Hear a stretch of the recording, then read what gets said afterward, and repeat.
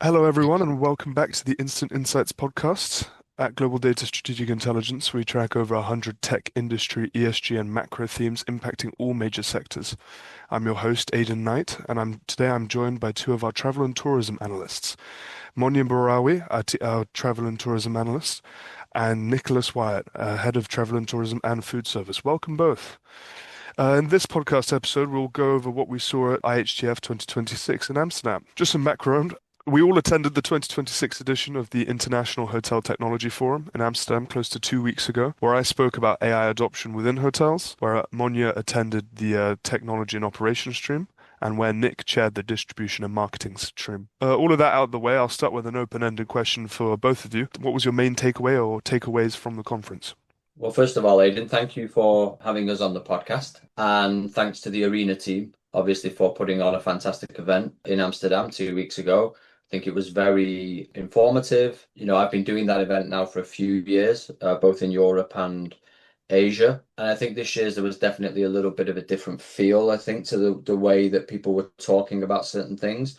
So my biggest takeaway, I think, is around AI, which obviously, as one would expect, dominated the sort of the program, the agenda.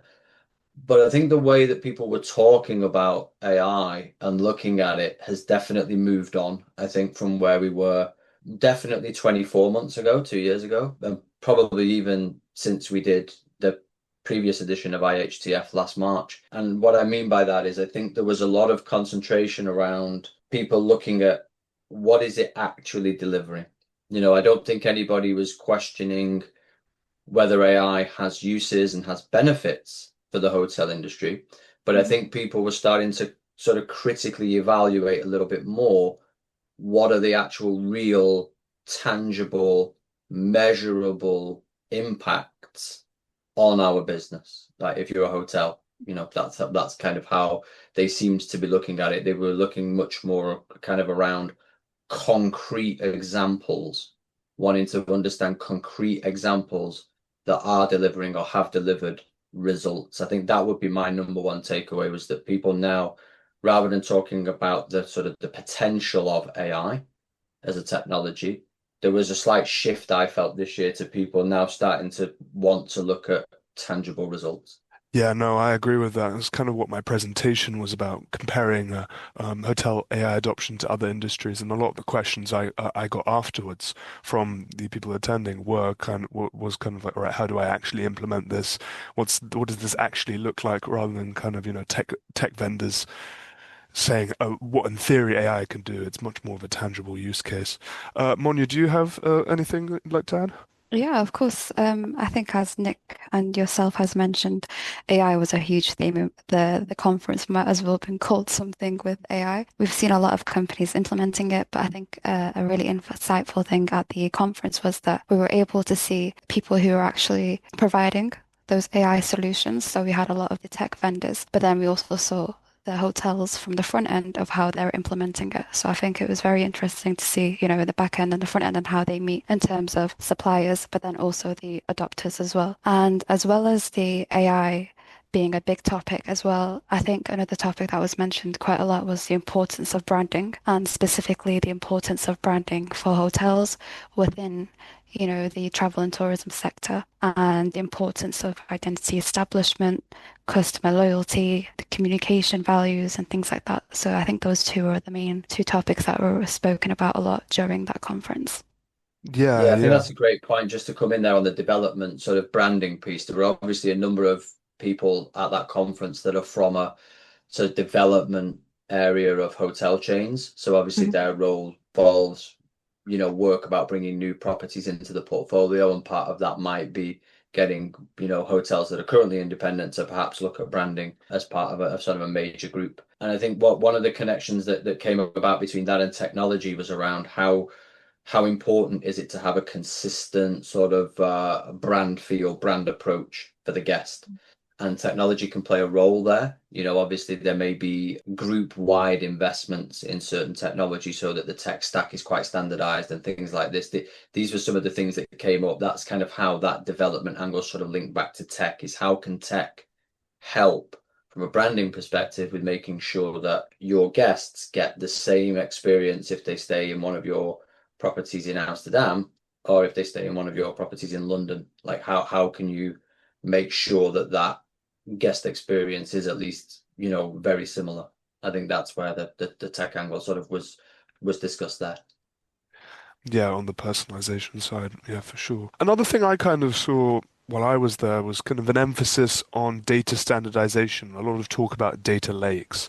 What are some of the challenges that, you saw discussed, Nick and Monia, the challenges or the barriers that hotels are facing to achieve, data standardization? So that's a great question, Aidan, and that was actually the focal point of one of the panel discussions that I chaired in the distribution and marketing stream was why is this a challenge? I think ultimately a very simple answer to that would be multiple systems that don't particularly talk to each other very well. That was definitely something that was felt because obviously, you're dealing with lots of different systems here and, CRMs, PMS, all these different sort of things that are used in a hotel.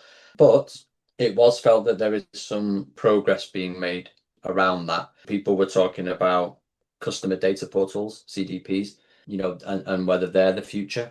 But ultimately, I think that on a very basic level, people were kind of still flagging the age-old challenge of kind of garbage in, garbage out. But from my perspective, what was talked about a lot on that panel was that there are steps forward being made. They're perhaps slower than they should be, but that they feel that they're starting to move in the right direction, and that can then be linked to a number of other sort of strategic goals of a hotel chain, things like trying to drive, a higher percentage of direct bookings, for Yeah. example, Yeah. personalizing marketing outreach via having a consistent, set of data on a given guest, being able to exceed guest expectations because that that person has stayed with you before. And somebody made a really interesting point. It sounds really basic and sort of everybody in the room put their hand up when this person said, raise your hand if when you were checking in at a hotel, you were asked, have you stayed with us before? And, I think we could all debate to what extent we agree with this, but the person was essentially saying, in the year 2026, that should to a large degree be something of a redundant question. The person should know whether you've stayed with them before or not, because that information should sit in their system and should be readily available to them. So I think that the data silos or non-uniform data was definitely something that was flagged as a challenge. But yeah, people feel it's moving in the right direction, but it's still not where it should be and certainly where it could be. I think that, yeah, that was kind of how people talked about it on my panel, was it just basically a kind of an acknowledgement that this is an ongoing challenge. And I think somebody mentioned, didn't they, Monia, as well, actually, in a different presentation in the stream A when it was plenary and everybody was in that stream, about some of the challenges, for example, when people book through an OTA. And so Yeah. you don't actually get that person's email address. Yeah, exactly. Uh, Especially for like smaller hotels or boutiques where they might use third parties to reach a wider audience, but then that data point might get lost in translation essentially. And having that systems in place for those smaller hotels or those smaller boutique hotels might be more difficult than, say, a large chain that already has those systems in place or a strategy in place essentially. And another thing that might be a challenge as well when it comes to data is with hotels, there's a lot of different points in which you can collect data about your customers, but then it's a question of which is actually relevant and brings actual value to your hotel, to your operations. So there's a lot of different challenges that come as well with collecting those data as well as the value of it. Yeah, because I think there, Monia, people talked, didn't they, about some of the different elements of a hotel stay, right? Like, so obviously, Mm, when you book and you put your information in around the booking, that's one element. But then, there's obviously food and beverage outlets in a lot of yeah. hotels. What sort of information are they collecting? If you're billing it to your room, for example, they know exactly who you are and what was on that order. All of these sorts of things were talked about. I think the other thing that was kind of touched upon, not heavily, wasn't it, Monia, is there was a presentation from a cybersecurity vendor as well. And obviously that's the sort of the other side of the coin around data and personalization strategies, etc., is that you need to obviously protect this data from a reputational and a regulatory standpoint. So there was a lot of talk as well about anything that with regards to making sure that that data is safe, secure, that you're in line with any kind of regulatory requirements. Yeah. Basically, also just the sort of the whole element around, the more points that you're doing things, like the more you risk expanding the sort of the attack surface area. So I think that's kind of just another concern. It wasn't sort of heavily featured at the conference, but it was covered by one vendor, and is obviously something that periodically comes up when you speak to people in the hotel industry. You're right. Well, thank you for that. I'm just going to bring a question up because you mentioned cybersecurity. We know AI is not the only technology, AI and kind of, data analytics. And, while it's not particularly a popular theme in the industry or something that some that industry experts don't really want to talk about, cybersecurity did come up with that threat spike presentation. What were the trends, in cybersecurity within the industry over the past year? Well, I think the thing with cybersecurity is that I don't necessarily think it's that it's unpopular. Obviously, I think everybody acknowledges that it's, extremely important, and having robust measures in place is a kind of non-negotiable, really, in this day and age. If for no other reason, then you could risk, potentially a fine, right? It's just more, I think obviously it's a little bit of an uncomfortable topic, I think, at times. And I also think that obviously for the perfectly valid reasons, people are, if they are doing a lot, they don't really want to talk about what they're doing, right? Because you don't want that information getting into the hands of bad actors. So I Yeah. wouldn't necessarily say it's kind of like an unpopular topic. I think it's probably a slightly, and I'm not sure what the word is to describe it, but it's not something that people are going to talk as openly about as they might do with something like data analytics or AI, or some other IoT perhaps, or some other sort of technologies. I think it's a technology where people are a little bit more cautious, and perfectly valid reasons, really. But in terms of trends, I think the thing with the hotel industry is that by nature, because of quite often what's required by the government in a given destination, there's a lot of personal data that's held on guests, and so it's imperative that they take every effort to keep that safe. And the general trend is that, unfortunately, it is an industry that does get targeted. There's obviously been a number of high profile breaches over the years in the hotel industry. So it is something that the industry is aware of. But I think that in a lot of cases, the industry's doing a lot. I think it gets a little bit of a hard ride because of some of those large scale breaches that have happened. But actually, if you look at it, some of those are now quite a long way in the rearview mirror. So that's not to say that people should get complacent or shouldn't focus on it or shouldn't think about it, because they absolutely should. But my point is that a lot of them are. And I think that it's an area that a lot of companies, certainly the major hotel companies, are taking really, really seriously. Was there anything interesting in either of the streams you attended? Again, for the record, Nick, you chaired distribution and marketing stream, and Monia attended to the technology and operations stream. Were there any common threads? I think your earlier question touched on a common thread, didn't it, Monia? I think the thing about the challenges around siloed, non-unified data and things like that was with disparate data. That was a bit of a common thread, I think, and some of the challenges that creates and how that limits the the extent to which they can leverage sort of AI and data analytics technologies. I'd say that was a common thread. Would you agree, Monia? Yeah, absolutely. I think it was mentioned quite a lot during the conference by various people in various roles and companies. I think one of the other things that came up, which I think, Monia, if I recall correctly, and that was about the importance of people.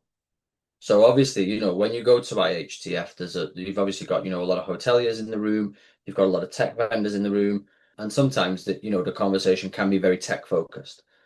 But somebody made the point that, effective staff training, Mm. making efforts to reduce staff turnover, so you're not constantly having to retrain people on new systems, new technologies, etc., is actually really important. So I think that was something that came up maybe more in that plenary session, and I think a little bit in Stream A, not so much in the stream I was chairing. But I thought it was a really interesting point about that sort of the importance of, your staff having to be on board with what you're Yeah. doing from a technology perspective, engaging with it, and having good, effective training and a sort of a culture of people embracing technology solutions. Yeah, exactly. I think I remember one of the hoteliers saying that once they implement change, they do like a brief, like, the standard training session for the first 2 weeks, let's say. But then after it, they bring in someone from the outside, maybe once all of their staff had a chance to, have a go at this new implementation and see if they have any questions or any concerns, and then they're able to address them. And it's about having that chain of constantly training your staff to be up to date and not just kind of doing the initial launch of your implementation and then kind of just forgetting about it. It's about having that continuous up-to-date training and all your staff are on the same level as well. I think one of the other common threads would kind of probably be around how do you decide what approach to take? So, and as I say, I've done IHTF for a number of years now, and it doesn't kind of matter really whether we're talking about Europe edition, the Middle East edition, or the Asia edition. Buy versus build is always a common thread, which I think is natural because you've obviously got vendors in the room and you've got hoteliers in the room. And the vendors are obviously trying to say, look, we've already built a solution. In some cases, the hoteliers might not feel that that solution is quite right and might want to go down a build road. So buy versus build is I would also say a thread in the IHTF conference and in the industry in general. And I think there was somebody who spoke as a rough rule of thumb, if somebody else has built that solution, they typically would look to buy it in rather than build it themselves. There could be an element of customization to that solution from the vendor, but they wouldn't necessarily build themselves. But whereas there may be instances where they have to build. Well, thank you both. It's been a very informative podcast. Do we have any closing thoughts before we end the podcast? Yeah, I think like a key takeaway from that conference overall was that about, there's a lot of talk about AI integration, but the fact that all of this tech adoption within hotels, especially because, it's customer facing and hospitality centered, that tech should be invisible. And, to guests, especially expecting a certain experience, the tech shouldn't really over have that type of experience with customers because at the end of the day, if you're working in the hotels, you're in the hospitality industry and you're expected to be customer facing, whereas all of this tech adoption should kind of be invisible, which a lot of these attendees at the conference kind of highlighted. So yeah, I think Monia's sort of point there leads nicely into my final point. Monia mentioned there about the fact that hotels are, a guest industry, guest service industry at the end of the day. Guest experience is kind of the key. You want those people to come back or book with your brand again. So I think one of the things that came up and always does, to be honest, at IHTF and in conversations that I have with people in the hotel industry is basically, is there a difference between how we can do tech, for want of a better phrase, at the budget end versus the luxury end? The luxury end, people are paying, much higher room rates compared to somebody at the budget end. You go to a budget hotel, self-checking kiosks are quite normal and quite accepted. People kind of often say, yeah, but I'm at the luxury end, I can't really do that. People expect to be greeted, to be met, to have a real occasion and an experience made of that. But also the thing that came up with regards to the luxury end is the importance of knowing your guest, right? Because that might be how a family going on holiday, this was an example that somebody actually did give at IHTF who was from a luxury hotel chain. They said for a family, right, that might be the kind of welcome they want, might be, a once in a lifetime trip they've booked or something. So you might want to make quite an occasion of them arriving at the luxury property. However, if it's a businessman who's arriving late at night, he might want a little bit more of a low-key arrival, or she might want a little bit more of a low-key arrival. And then the aim there might be to get that person up to their room as quickly as possible so that they can get situated and as comfortable as they can as quickly as possible. So I think that the idea of tech and guest experience and whether there's a difference between sort of budget and luxury, etc. That would be another what I would say was a common thread, and that is quite often something that comes up at that both at that conference and in conversations that certainly I have with people in the hotel industry. Thank you, Nick and Monia, for those instant insights. You can find out more about our global data reports in the Intelligence Center in the episode description. Thanks all for listening, and from us in Strategic Intelligence, see you next time.